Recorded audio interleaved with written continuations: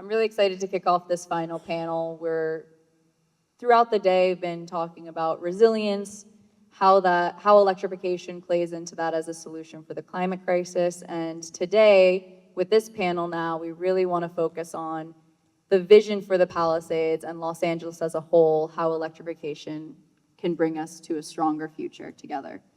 So I'm honored to introduce some great panelists. We have Pete Marsh, a clean energy advisor and investor that's representing USGBC.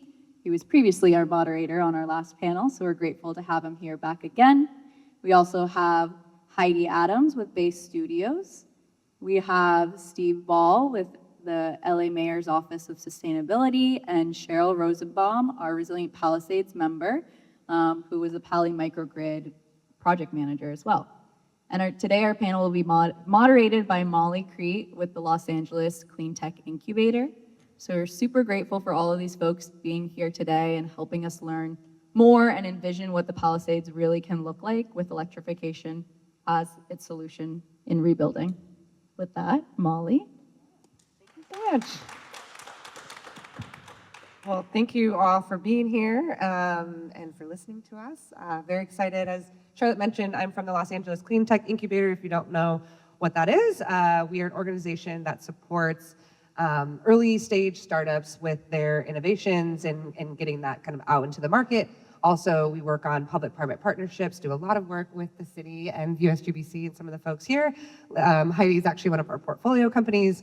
And then we also are training the workforce to be able to join and be a part of the green economy. So we've been doing a lot of efforts on resilient rebuilding. I've been working with the Resilient Palisades and how can we support folks that might want to electrify their home or have the type of technology to do so. So really excited to be moderating, and I think we'll start maybe with just introductions and how your particular work contributes to community resilience and sustainable electrification. Thanks so much, Molly. Yep, and we'll pass this down. Pete Marsh, I volunteer with U.S. Green Building Council. I chair our Building Decarb Committee statewide. I also work with a number of other organizations. I'm a little bit like a spy with multiple passports. Any group that's working to phase out gas appliances from our existing buildings affordably and equitably has got my support. Including I'm newly working with the Net Zero Accelerator, which is a piece of USGBC that works with Lacey for a different cohort of early phase startup companies. Hi, I'm Heidi Adams, and I'm the founder and CEO of a company called Base Studios. And we're helping communities like the Palisades and Altadena investigate infrastructure that stays on and keeps the lights on and keeps the Wi-Fi on during power outages, during grid failures. So helping to stabilize basically your essential services. And what does that look like, and how do we bring that to the people? Hi, good afternoon. I'm Steve Baule with the Los Angeles Mayor's Office of the Office of Energy and Sustainability. I'm the executive officer over there. Part of my work is developing, or actually are in the middle of developing the mayor's new climate plan, so that'll be out the first part of this year. We're excited about that. And then I'm also the office's policy lead on electrification. Hi, I'm Sheryl Rosenbaum. I'm with Resilient Palisades. I've been with Resilient Palisades since 2021. I managed the Pali Microgrid, which was a campaign to get residents to install solar plus battery and become resilient on their own, and then join together, become a resilient community. After the fire, we kind of refocused on the rebuild, Electrify the Rebuild campaign. And so I am on that committee with Charlotte, who introduced us. Awesome. Sheryl, if you want to maybe keep the mic. First question is for Sheryl, Heidi, and Pete. Talking a lot about the work that you just shared, what does a fully electric, fire-resistant Palisades actually look like in practice? Well, you know, it's interesting. Once you go through a fire, you realize how important it is to function as a community, to know your neighbors and to support your neighbors. And what we were trying to do with the Pali Microgrid was just that, have people join together on the grid and support each other by installing technologies that keep our community running.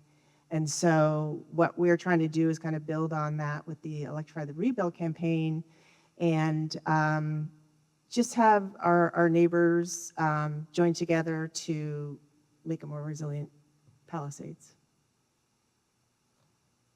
Heidi or Pete want to chime in? Well, I'm going to kind of echo what Sheryl just said, because what I keep hearing and what everyone who went through these fires is experiencing is that resilience is really on a micro level. These communities realize that even though they have the support of the city behind them, they have to really look at what the resources are locally within their community and how do they fortify them to have the ability to withstand all that's coming at them in the future. And it's not just for this year, it's for the decades to come. And that includes many things. We all know food, water, power, connectivity. And so looking at all of those collectively in these little micro areas, because each area has its own risk. And so if you try to equate Hollywood with the Palisades, it's not the same risk and it's not the same solution. So every organization as small little groups needs to look at that for themselves. And so that's what we're kind of a part of, is helping every little organization break this down to what they need and how do we build that resilience to stand the next century. All right, thanks. So the question was framed as, what does an all-electric resilient neighborhood and house look like? And I would emphasize the similarities instead of the differences. It looks a lot like all the neighboring houses, right? 30% of our nation's housing supply is already all electric. So it's not that unusual, except that there's a torrent of misinformation coming from a threatened industry here, which is trying to convince us that all electric is difficult or complicated, and really it's not that hard. And the grid is rapidly both getting hardened by the many companies and utilities involved, and growing more capacity for clean energy at the same time as our end-use machines are getting cleaner by virtue of being all electric. So it doesn't look that different. Yeah, I mean, I think maybe just to even double down on that a little bit, Steve, I know there's been some conversations about DWP putting a substation. There's also been conversations about doing more undergrounding. Can you talk a little bit about some of the city's plans to make this all, fire resistant, all electric in practice happen? Yeah, sure. All the undergrounding, the DS work, is led by DWP. And DWP and the mayor and the city office is dedicated to make sure that the Palisades community is undergrounded and has the power to electrify. So what that looks like is there's the current distributed station, which everyone calls DS29. We probably should give it a cooler name than that, but it's the one off Sunset. And the goal is to actually triple the energy output of that distributed station so that it has about approximately 90 megawatts of energy capacity on that. And really what that would be sort of what they're calling the Sunset backbone, which will assist in also getting the power through there through the transmission systems along Sunset. And that will really be the ability to both underground, to support future electrification, and to permanently build the Palisades to a more resilient and community that can better withstand wind events, wildfire, and hopefully other climate catastrophes that unfortunately, we have to deal with in the future. So these are exciting times. I think some of the things that, if you are building back, is important to consider is to work with DWP and understand how that interface is going to be. So as you construct, you can work together and to ensure that the undergrounding and the circuit boxes are all aligned with your panels. Pete, did you want to add anything else to that question? Just want to make sure. Can't beat that. Okay. Maybe we'll keep the microphone with Steve. What are the city's priorities for supporting neighborhood scale electrification in microgrids in the Palisades and across Los Angeles? Sure. Well, as I mentioned, the city of Los Angeles and the mayor is releasing its new climate plan. And, with the host of sustainable measures, electrification is an important part of that piece. You know, currently the stat is about 40% of Los Angeles emissions actually comes from buildings. So to decarbonize these buildings is an important part of the effort to basically mitigate and to way we control and lessen our emissions into the environment. And we work closely with the state of California. The state of California has also identified and is really bullish on pulling out emissions from buildings. And part of that is these electrification efforts. So, you know, looking at where those aspects are. And there's certain two codes that are, and two philosophies that are being looked at. One is new buildings. So how can we ensure when we build that more electric? And then the other part, of course, is existing buildings. So how can we retrofit those existing buildings? And, you know, one of the things that with Palisades and the rebuild, what DWP is doing is also creating incentive programs. And the Palisades actually has a pilot program that, if it's successful, will be rolled out throughout the city, and that's Home LA, where you can get up to $10K for electrifying a home, and even up to enhanced electrification, $5K for battery storage and so forth, to really, you know, double down on your resiliency on that aspect. So you know, these are exciting things, and, you know, the Palisades is in a lot of ways an important part of the city's efforts to tackle climate change and to be in the forefront on this topic. Yeah, thank you. I'm really excited to see the new climate plan, so keep us in the loop of when that's released.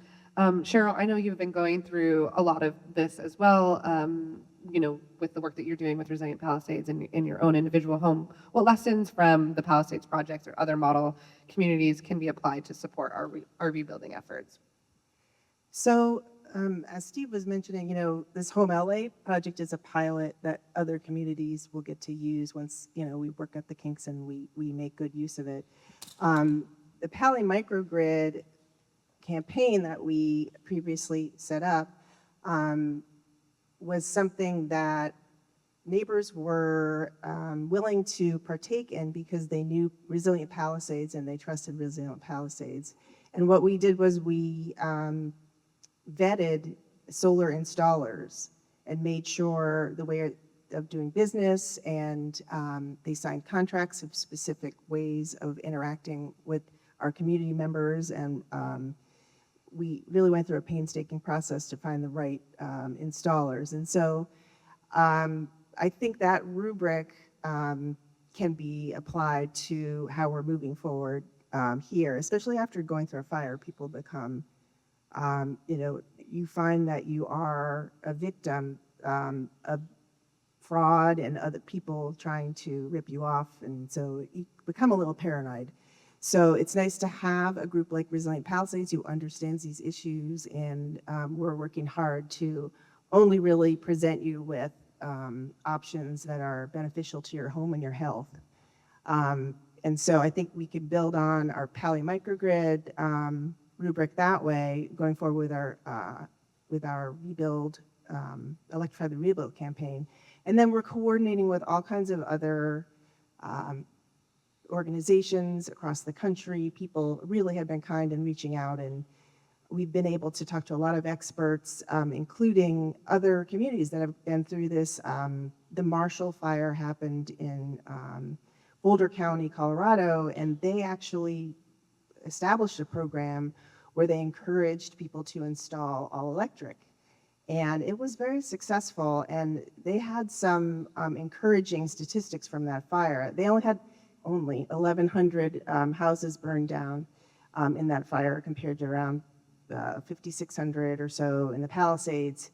But they offered incentives, just as we are with LADWP. They built on those incentives, and Resilient Palisades is trying to establishing a way of building on those incentives to make it even more enticing to residents and eventually commercial entities to you know, install electric appliances and be all electric. So we are using their what they did in order to reframe, you know, the rebuild. They ended up successfully getting 20% of the rebuilt homes. So they said after 4 years, 75% of the homes were rebuilt, and 20% of those were all electric. So we're hoping to beat that, but I think that's pretty successful. And that was from, 5 years ago, or 4 years ago. So, now people are much more knowledgeable, the technology is much more advanced. So we're really, just collaborating with a lot of different organizations, taking cues from them. And then we really want this to become something that other communities can look to and use, and pivot to immediately when this type of tragedy happens. That's great. Thank you so much. Did you want to say something, Heidi? Okay. May I riff on that? Yeah, please. Go ahead. Yeah, just wanted to follow up on one of Sheryl's comments about contractors and contractor vetting. Solar contractor for several years, and one of the things that we run into with this whole electric retrofits is the knowledge base of the many contractors that are in the industries, HVAC, plumbing, electrical. These companies are run by folks who have spent 20, 30, 40, 50 years coming up through the trades, and they know the conventional wisdom that informed their trades over that amount of time. The last decade has seen pretty significant changes from, for years we said it's cheaper and more efficient to heat buildings with gas than electricity. And in the days of resistance electric heat, that was true. Heat pumps have turned that upside down. Not everybody has gotten the memo. So we as building owners and homeowners sometimes will have to prod our contractors. And so we have to be inquisitive and encourage our contractors to step up to the next century's technology. Yeah, Pete, maybe if you want to keep riffing on that a little bit. We have a question here. We've talked about undergrounding and some, the substation and some of the efforts that DWP and the city are doing. Can you talk a little bit about how building back without gas infrastructure would actually support more of a fire resilient and a sustainable community in Palisades or Altadena? Sure, I love this topic. So first, we hear about battery fires and power lines that spark wildfires. So yes, electric systems do have fire issues and risks as well, but I would argue that they're substantially less than fossil fuels, and we've seen fossil fires as well. The big picture of it is this. Across this nation, we have a little over 2 million miles of gas distribution pipelines in our neighborhoods. And over the next 30 to 50 years, we need to phase down the use of those. How are we going to do that? The best way is one neighborhood at a time and converting it. The best source of funds can be the money that would have been spent recapitalizing a gas pipeline that's approaching its end of life. When a gas distribution utility goes to recap that pipeline, they're spending $3 to $4 million per mile to dig up the street, replace the pipeline, replace all the connections. And they're expecting to amortize that over 50 to 60 years. We need to be using 90 to 100% less of that product in the next 25 years. So those investments, any gas infrastructure that's installed today is nearly guaranteed to become a stranded asset.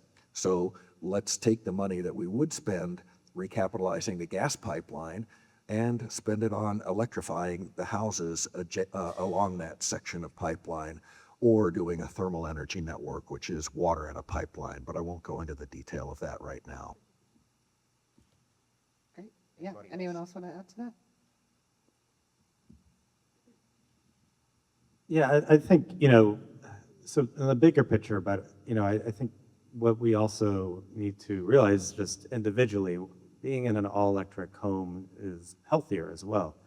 Gas furnaces emit toxins, and if you think about it, using that for heating, you have a closed door system. Air quality is always suffering when you have these gas systems particularly for ventilation.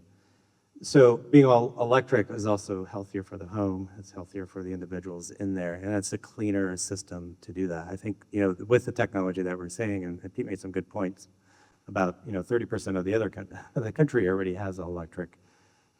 We're seeing efforts in Maine, the concern is, well, can electric keep you warm enough? And Maine is doing it, so obviously in SoCal we can do it.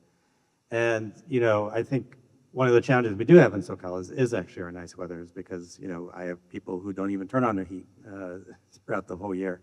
So these furnaces just can kind of sit, and, there's not a turnaround, say, if you'd have in a colder climate. But, where the benefit is a lot of these systems are both heating and cooling systems, as we are. And, here we are in an 80-degree day in January. We are experiencing more extreme heat days throughout it. So these AC systems that, particularly for these communities that are on the west side that don't have these historical AC systems, are going to get warmer. So the replacement schedules and using these sort of split systems, both in AC and in heating, also have this benefit of combating and being able to be efficiently used in both these aspects. So it's sort of killing, two birds with one stone. There should be a better analogy than that, but Feeding two birds with one hand. eating two birds with one hand. Yes, thank you. So I'm not sure if Keith mentioned this, but also, I'm rebuilding my home and we're rebuilding all electric. So we don't need to connect up to the gas infrastructure, and we're saving about $6,000 by not having to do that. So there are savings, even if you want to individually, ideally a whole neighborhood would not have to install gas infrastructure. And actually there's some funding that's become available through the California Public Utilities Commission that Resilient Palisades is going to apply for, to have a pilot community within the Palisades that agrees to not install gas infrastructure. And so again, trying to show people that makes sense and it works. So hopefully we'll be able to do that. But just to do it on your own in your own house, you'll save money. That's great. Heidi, let's turn it over to you. Curious to know, how can the next generation infrastructure, so we've talked about some of the rebuilding efforts, but something like, the lamppost that you have built with Bay Studio, something like a solar plus battery poles, integrated EV charging, how does that support resilient communities? I think innovation is going to be so much the solution for climate change, as we all know. And Lacey and what it's putting forward is instrumental in helping our communities find the new technologies, build the new technologies that we need, the new innovations to keep pushing the protection forward. And so, yes, we're seeing everything from new little wind turbines that are about a foot by foot square that can generate power. And as your coastal communities, those could be amazing resources that you put in your attic, or there's just lots of different ways that these kinds of new innovations are coming forward, but they take socialization, they take education, just as the Electrify movement takes education to bring this new knowledge forward. And so that's important that we keep coming out and talking to people to bring these new ideas and this new ways of looking at older systems, 100-year-old systems, and how can we make these strong enough, electrified enough to really protect us. Okay. Yeah, I'll share just a little bit about, Heidi mentioned Lacey, there are organizations like Lacey and Resilient Palisades that are supporting sort of the deployment of this technology, but the funding aspect is the hard part, right? So where do we find that? How can we pilot technology? How can we use an individual home as an example? So, I think just so grateful for events like this that are bringing together those different stakeholders to be able to talk about that, to provide resources, but also curious, like from the city perspective or from USGBC, if there's anything that you all would share of how the city or other organizations can support some of this implementation of this type of technology. I guess I would offer that perhaps what the city of Los Angeles and any city working with a rebuild like this, one of the biggest things that we can do is have the city staff be guides to how to build back better. So frequently we tend to perceive, fairly or not, permitting departments as, checklists, followers, and roadblocks. And let's have city leadership encourage the permitting department to help build back better. In the previous panel, somebody talked about challenges that can get presented by permitting when you're trying to do something innovative, even though it's the right thing. Well, this wasn't a panelist, it was Senator Ben Allen this morning in the opening, talked about unintended consequences of our longstanding permitting rules and guidelines and how that has prevented some of the more innovative and all-electric approaches. Yeah, and I mean, I appreciate those comments, Pete. And part of the things that in government we can really try to do is try to encourage innovation. One of the things that I think is great is, the city has a long history of doing that. It worked closely with Lacey, founded Lacey, and, Lacey's now a nonprofit that is, excelling and really providing a lot of capital and innovation to the city of Los Angeles. Also doing that with AltaSea down in the port. And there are some interesting programs that we are doing that are particularly on electrification that I think is worth sort of paying attention to and watching. One of these is, I think it's called, DWP has the worst acronym, by the way, CS2G, which is Commercial Storage to Grid. And this is the idea of V2G, which is essentially if you have a large stationary battery or a car, in this case it's a pilot program, so it needs to be a larger, it's usually trucks, or you have a larger kilowatt storage system that will actually feed into the grid. And these are really, really important because when you think about it, these large power utilities, they have to build to basically the peak load, which only happens 2-3 times a year, right, during the hottest days in the summertime. And a lot of these energy storage systems allow to basically curtail and shave that peak loading on the top so that you can do that. So that's why these battery systems, these microgrids are so important, because during these intense times of where the grid gets really stressed, these types of new energy innovations that allow for homeowners, companies to take that stress off, perhaps even give energy back to the grid are so important. Another interesting thing that the city is doing, working with DWP, is this concept of resilience hubs and resiliency centers. So right now in South LA, in Green Meadows Park, there's a community rec center that DWP is working to put solar, battery system, EV chargers in there. And the idea of this is during times of emergency, the system islands itself. So basically, it can then store its own energy. It can be a community center. It can, during hot heat days, it can provide AC. It can allow car charging, and it can be there for the community. And so this is a pilot, and the idea is that we have these all across the city. So, these are just some of the creative ideas that the city is looking at, and hopefully this also creates more innovation and new ideas to implement here. Just speaking of the islanding, I did want to kind of reiterate that that's exactly what our streetlights do, because they integrate solar, Wi-Fi, and a battery. They store power significantly so that when blackouts happen or emergency shutdowns, they are a power source. So if it's just a blackout, the power can leave our poles and go to the community and be used by the utilities to power houses. If it's a power shutdown in the case of the fire, then the energy stays within the pole and it keeps the lights running for 48 hours and it keeps the Wi-Fi running for 48 hours. So, it's expanding on that, the microgrid, the islanding situation where the resources are right there in the community for the community to be able to be sustainable through whatever's happening. Yeah, so at Resilient Palisades, we have been having a lot of conversations with the city of LA, with Steve, and with LADWP, and we wanted to remind them that there are many Palisadians who have electric vehicles, and so we want to set up a pilot of a vehicle-to-grid type program. We want to at least do some testing of that, if not just a demand-side management program where LADWP can ask us to reduce our usage in charging our cars during high, times of high usage of the grid where they need more electricity.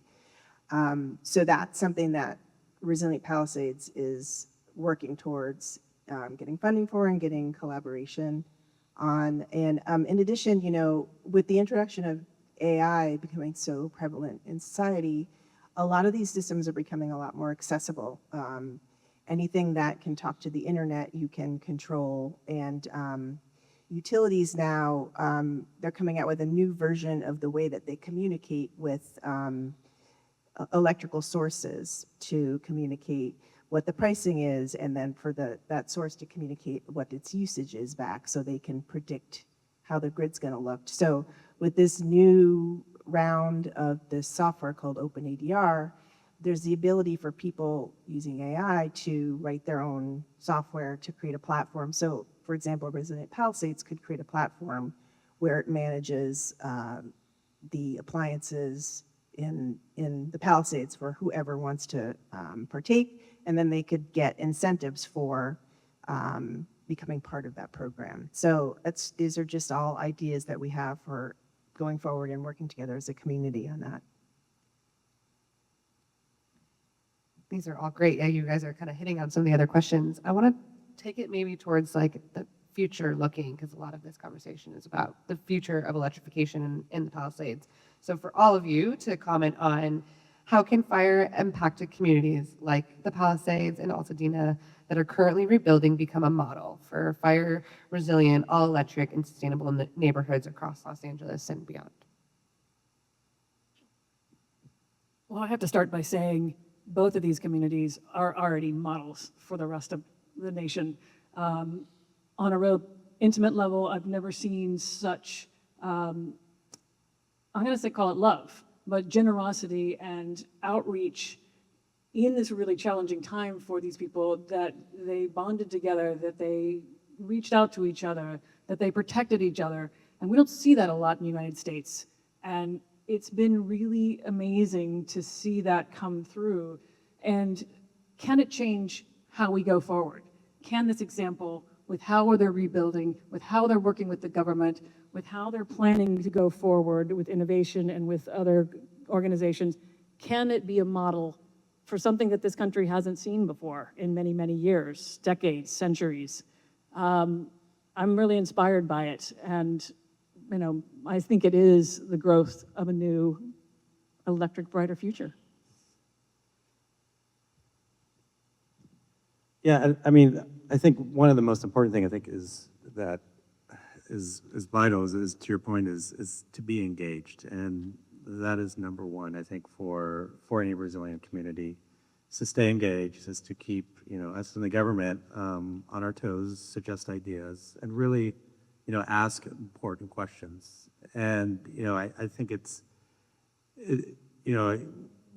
everyone is trying to figure this out together, and so the more ideas, more collaboration that we have, the more that we can solve these issues.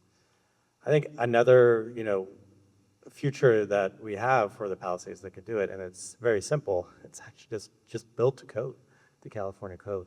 California code is one of the most progressive electrical codes in the country. So building a code will allow you to not only prepare for electrification, but be on the cutting edge in this topic as well. So just making sure that you're following the current California code is actually just one of the most simplest things you can do to ensure you're electrifying properly. I think the other part is, to think about is this innovation, sustainability. Heidi talked about it. And of course, Lacey is there. Looking at different materials, looking at ways we can build, is important, and ensuring that we're building a more resilient structures and homes. There's so many interesting concepts, ideas, and materials out there. And actually that is sustainable too, because the flip side is, when you build, is this embodied carbon concept, which is, what kind of carbon are you bringing? Every time you drop off a material, there's already carbon in that, right? From the shipping, from the building, from the mining, the extraction. So there's, and a lot of the newest materials are keeping this in mind, and this is sort of, a really interesting concept that a lot of architects, engineers are looking at right now. So that's something really exciting that we're seeing a lot of contractors and architects, as they're building the Palisades, are looking into. And I think the fourth thing is, nature-based solutions too. sort of the flip side of, you know, of all this innovation is sometimes just in the old school stuff helps. You know, how can we better embed nature and how we can look at it? You know, there's all this interesting debates going on about that zone 0, which is at 0 to 5 feet. But so much can be done beyond the 5 feet that, you know, that can be resilient, that can beautify neighborhoods, that improve water conservation, reduce heat, and enhance biodiversity. I mean, the co-benefits of nature-based solutions and how it can improve so many aspects of our life is, you know, it's hard to enumerate them all. Yeah, I just kind of want to double down on what Steve said about building to code. You know, as many of you know, we're not required to build to code. Code includes putting solar panels on your roof, just to name one aspect. So yeah, if you just ask your contractor to build to code, you really, even if you're not ready to install an electric appliance or change your appliance type, you'll be ready in the future if you build to code, and that's really important. I would say to your question, you know, the way we put together the microgrid project was so that we used a CRM, customer relation management system, to organize it, one that wasn't very expensive, because Resilient Palisades wants to be able to help other communities, especially within LA, because we all work with LADWP. That's a very specific type of utility, and you know, half of it is just getting that relationship working well. And so, Good ideas never go alone, so I'll triple down on build to code and build beyond code. It's tempting to say, oh, good, they've given me an exemption, I don't have to follow that pesky building code. But the building code and building all electric is essentially future proofing. And you can either pay now or pay later. And if you build with dual fuel now, you are going to wind up replacing that in the future. So just get it done right at time. The other thing is, as we're designing our rebuilds or retrofits, think about time shifting. The grid only hits peak capacity a few tens or maybe a couple hundred hours per year, and it varies by region, but hot summer afternoons in California, we're at 48 gigawatts statewide, and we're at risk of blackouts and brownouts. Well, let's get more batteries distributed, and we have actually done this over the last 3 years. We've deployed close to 17 gigawatts of batteries in California. That's over a third of our peak grid capacity. And guess what? In those 4 years, despite concerns 5 years ago when we had our last rolling blackouts, we haven't had any more since, because batteries have stepped up and saved the day in those late summer afternoons and evenings. Let's do more of that and spread. The batteries allow you to spread demand out. great. Yeah, I mean, I think, you know, from the Lacey perspective, I'll just share, you know, I think having events like this and continuing to talk about it and continuing to recommend and lift up sort of the young entrepreneurs that are building these solutions and partnering with organizations like the city and USGBC and Resilient Palisades to actually implement these projects in practice and find funding to do so. So if you know of a company who has an idea or is thinking about building something with green intentions, with clean tech behind it, send them our way, send them to us.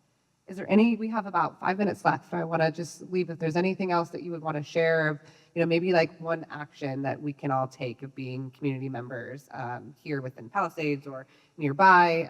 What's something that you would leave maybe the group with that we can all kind of do and take action with?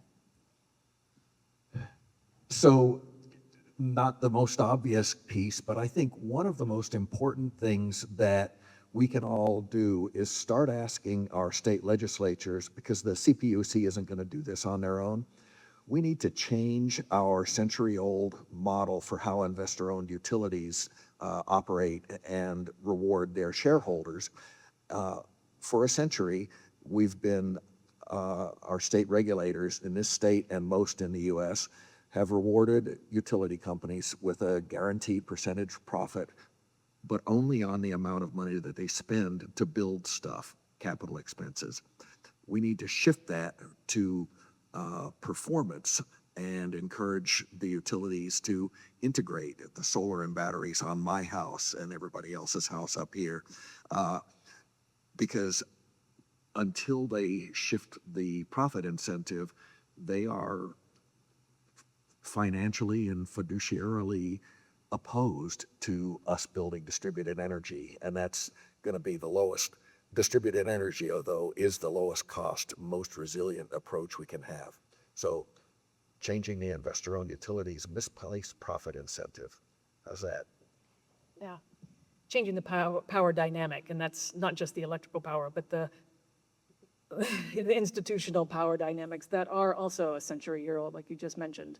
You know, our grid is, and the structure, the corporate structure behind it are all outdated and need to be readdressed. And as you mentioned, make it so that the local sources, whether that's your electric vehicle that's plugged into the grid, and that can be a huge supply for that local grid to power off of, do innovations like street lights that store power to the solar panels and the batteries in every home, deserve some of that financial balancing.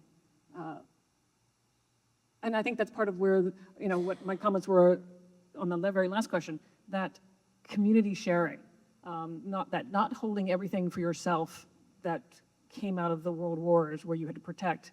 We're in a different world, and there is more strength in the togetherness and the bringing everything forward together, more equally, more balanced, more universally. And I think that's going to be what carries us through this next century.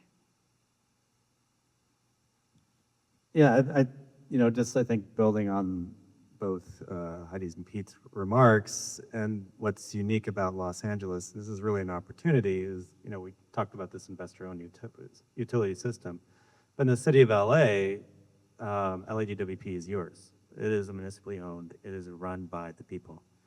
And we can't highlight this enough. Granted, it's still a very big utility, but it is yours, and it doesn't have a profit incentive. It's designed to build for the people of Los Angeles the power that it needs and wants. And so knowing that model, I think it's time.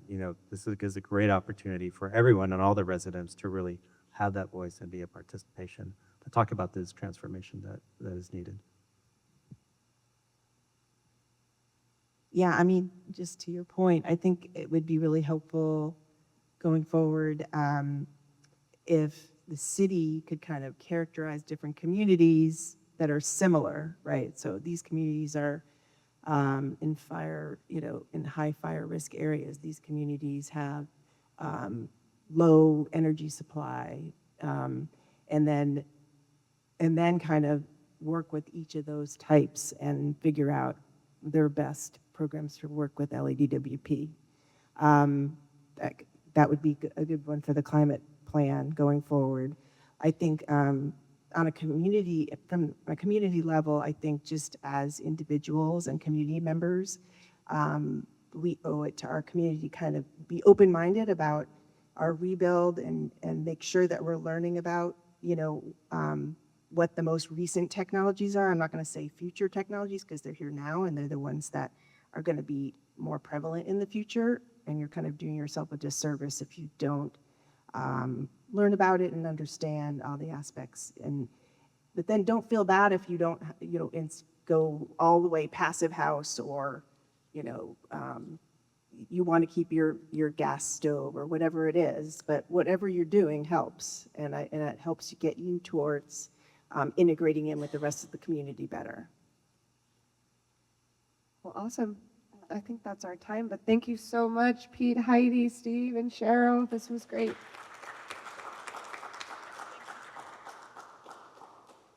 I don't know, Charlotte, is there something else you want to close us out with? Yeah, thank you. Another huge thank you to all of our panelists here sitting on stage today, and also that have joined us across today. I hope that you were able to connect with some of the words that they were sharing with you, you've taken away some next steps, some lessons to apply to your own rebuild or to share with your neighbors. You know, even if this information is not where you're at right now with your recovery efforts, like somebody else is needing this information, and we're hoping that you can pass along a lot of the resources that we have available for folks, whether that be home LA incentives or the state incentives. There's many programs and resources available to help continue your education path forward about why electrification can be a solution for the Palisades as we're rebuilding now. So with that, thank you all for learning and being here, and I hope that we can stay in touch. You're always welcome to contact me. My email is charlotte@resilientpalisades.org, and we can get you in contact with whatever support you're needing right now. Thank you.